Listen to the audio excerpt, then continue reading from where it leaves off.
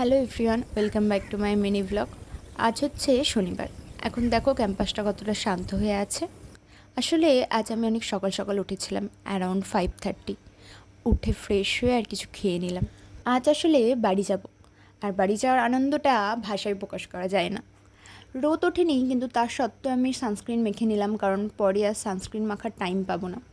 তারপর ভালো করে রেডি হয়ে আর আমরা বেরিয়ে পড়বো। আমার বাড়ি যেতে প্রায় অনেকটাই সময় লাগে, অ্যারাউন্ড 6 আওয়ার্সের মতো।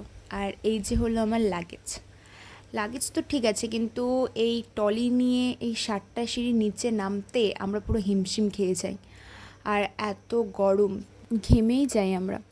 আর এই যে গেটে লিফট জমা দিয়ে আর সাইন করে বেরিয়ে পড়লাম। বেরোতেই আমরা টোটো পেয়ে গেছিলাম।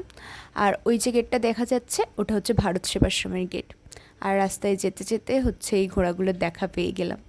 ট্রেনে উঠে আমি এই কেক আর বিস্কিটটা খেয়ে নিলাম। আর এখন আমি আছি এসপ্ল্যানেটে। হাওড়ার মেট্রোতে এত ভিড় ছিল যে আমি কোনো ভিডিওই করতে পারিনি।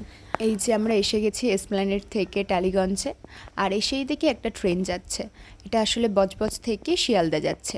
আর এত গরমে আইসক্রিম না খেয়ে থাকলে হবে না।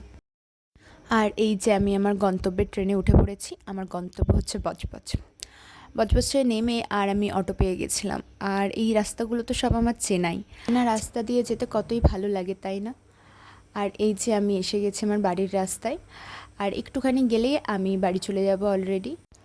আর এই যে আমি বাড়ি এসে গেছি। তাহলে আজকের জন্য এইটুকুই। আবার দেখা হচ্ছে পরের কোনো নেক্সট ব্লগে। টাটা।